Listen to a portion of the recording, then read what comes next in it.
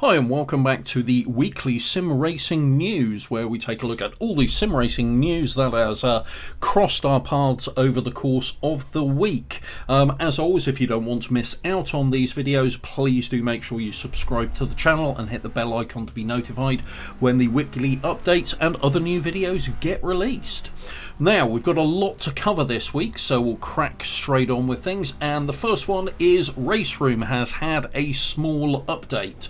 Now, in all honesty, most of this stuff is around tidying up Donington, so you may remember Donington Park was released for RaceRoom recently, so it's around tidying up a few issues there. We have had some changes to the default gearbox settings for the Tartus F4 and updated physics for the BMW M235i as well, and a bit of our optimization for a couple of other tracks. Nothing major in there, being perfectly honest, but good to see that RaceRoom is still getting love and that they are continuing to work on content as it gets released.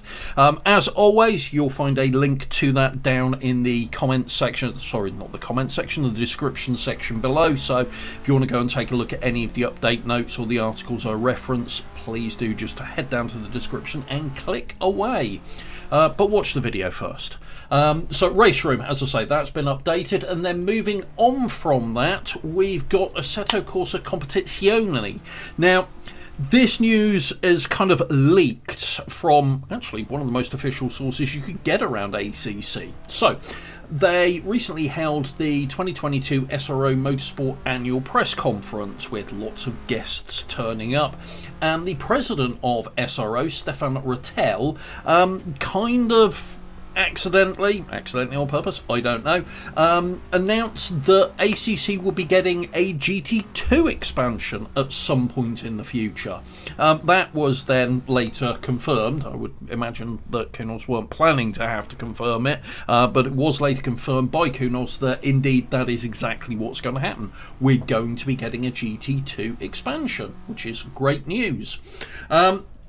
The GT2 cars that they're looking on by the looks of it: Audi R8 LMS GT2, Lamborghini Huracan, KTM Expo, Brabham Concept, Porsche 911, a Mercedes AMG GT Track, and the Maserati MC20. So that's the GT2 lineup for the SRO, so fingers crossed we'll be getting all of those.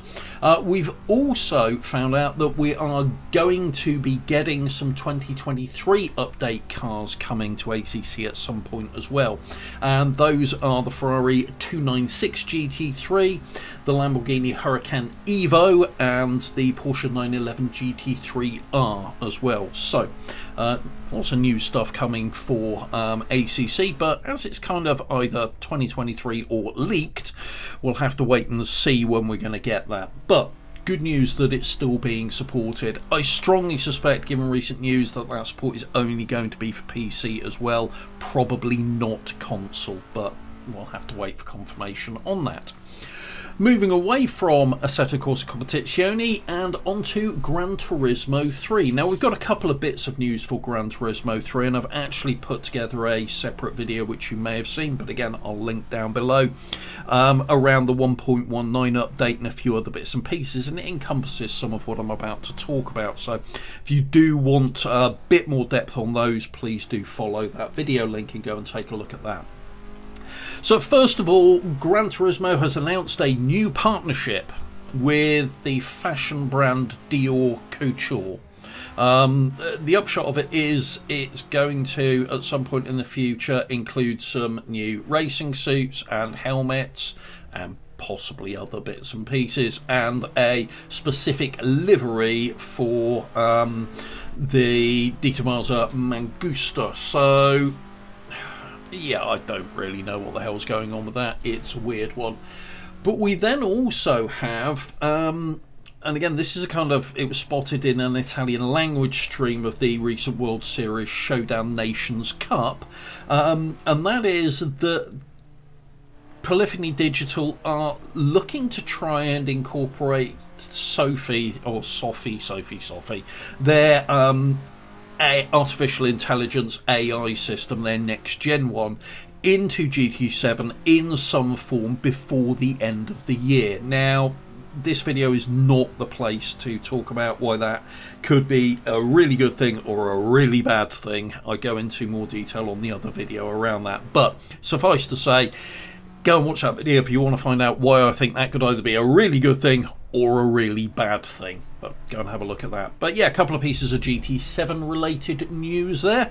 Back to the PC as a platform and Rush Rally Origins, a really nice little top-down arcade rally racer with a fairly solid physics underneath it, has had a small update. A lot of this is just patching little fixes and things like that. They've increased the size of the gear indicator on the HUD. You know, it's that kind of level of patch. Go and take a look at the notes if you want to see what's in there. But if you do have a gaming PC and you've not tried Rush Rally Origins, I would strongly recommend you do. It's a damn fun title. It's one I like. And moving on then to F1 22, the year-on-year iteration title for F1 fans out there, we have Portimao released for free as a track that you can use in time trial, Grand Prix and multiplayer modes. Obviously can't use it in career mode for the simple fact that it's not on this year's calendar. So it's interesting that they've added it into the title, and it's good to see. It's a bit of a surprising one, throwing something like this in as a freebie as well. So it's good to see EA not necessarily being EA there. We've then got a couple of bits of RFactor 2 news. Now, the first one is that we are getting the Worldwide Technology Raceway, which I just want to go on record and say here is one of the worst names I have ever heard for a racetrack in my entire life. That's appalling. Worldwide Technology Raceway. It used to be called Gateway Motorsport Park, which is a much better name, but it's a 2 kilometre, 1.25 mile oval with a 2 mile, 3.2 kilometre infield circuit, and will be coming to RFactor 2 in the future. It's a track that's used in both NASCAR and IndyCar, and is most likely why RFactor 2 has got the license for this, what with the owning studio for both of the motorsport games, owning the license for both NASCAR and IndyCar, and doing terrible things with one and nothing with the other.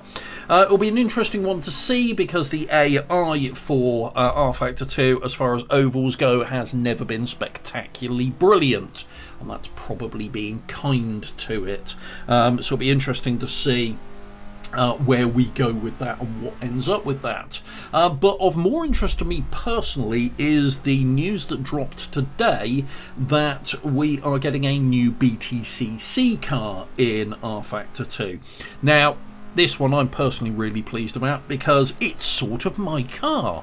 So we're getting the Hyundai i30N Btcc, but the thing I really like about the i30N variant that runs in the Btcc is it's the fastback, and that's what I've got. I have, my daily driver is a Hyundai i30N fastback. So yeah, it's the first time that I will be able to drive something that's the same shape and sort of, I can pretend, my car in a racing game. So I'm really pleased that this one's coming. It'll probably be a silly amount of money for a single car because it's RFactor 2, but I'm going to buy it nonetheless because it's my car. There we go. I'm a little bit biased on this one, and I don't care. So moving on from that, we have Forza Horizon 5, and we've got some new DLC coming, which is great. I love DLC for Forza Horizon 5. It's a good, fun arcade racer, and I finally managed to get around to trying the Hot Wheels stuff, and I absolutely love it. It's just silly fun. But this one has me conflicted because it is a collaboration between Forza Horizon 5 and Donut Media. And Donut Media cover some interesting topics, but it's just the manner in which they do it really does bloody grate on my nerves. I'm sorry, but it does. I mean, it's one of the reasons why Dirt 5 annoyed me, and at least on Dirt 5 I could skip past them really quickly, and that wasn't the single biggest issues with Dirt 5 either. But so yeah, Great. We're going to get some cars in it. We're also going to get some, I suspect, annoyance in it. And I think your view on this DLC will be very, very, very much tempered by your view on Donut Media as a whole. And I'll leave it at that. And go on to talk about the fact that in further Forza-related news, we've had just a tiny tweet, and it doesn't really cover a great deal, but I wanted to mention it anyway, and that's around the upcoming Forza Motorsport. Not Forza Motorsport 8, because it's a reboot, it's just called Forza Motorsport. And they basically have said in a tweet that they will be looking for a deeper, more authentic multiplayer racing, and they will be incorporating race weekend-like structures with open practice, qualifying and featured races within the multiplayer element. Now, it doesn't say anything about having open lobbies, which I think is something a lot of people want from Forza, but the fact that they are going to be focusing on a more involved multiplayer element to it is interesting. I just hope they do it well, but it will be intriguing to see what route they go down with the rebooted Forza Motorsport, so I just wanted to bring that up for that very reason. We've then got a very, very, very tiny one, but for the people at FX, I think it will be a really important one around BeamNG. And that is, they have released hotfix 0.25.5, and this does one thing. And that is, it fixes an issue where users' steering wheel bindings on direct wheels could experience unresponsive vehicles. So basically what they're saying there is some wheels didn't work anymore, and they fixed that, which is obviously a good thing to fix. So I think for some people that could be very, very, very important.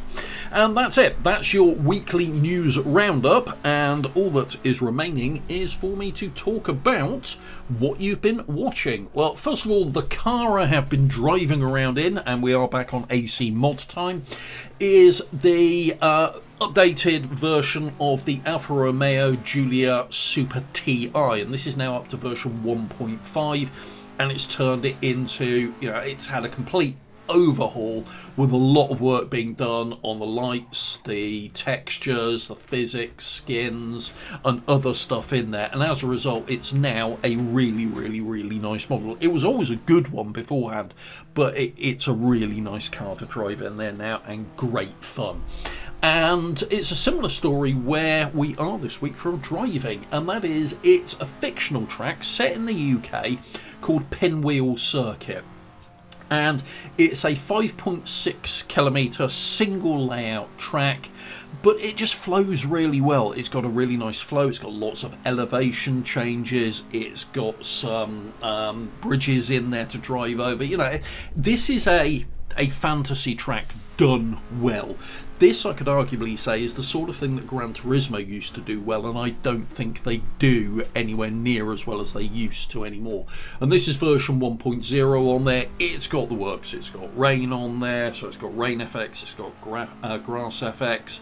It's got so much stuff going on around the side of the track. It's absolutely mad, with roller coasters and wind turbines and stuff like that. It's got a really nice road mesh on it. This is a fantasy track as an AC mod, done really, really well, and well worth having a go at. If you've got AC, download both of these. They're great fun. And that's it for this week's Sim Racing News Roundup. So if you found this useful, please do hit the like button. And as I mentioned at the top, if you're not a subscriber to the channel, please do subscribe and hit the bell icon to be notified when new content gets uploaded. Thanks very much for watching, everyone. Take care, and I'll see you soon. Take care. Bye.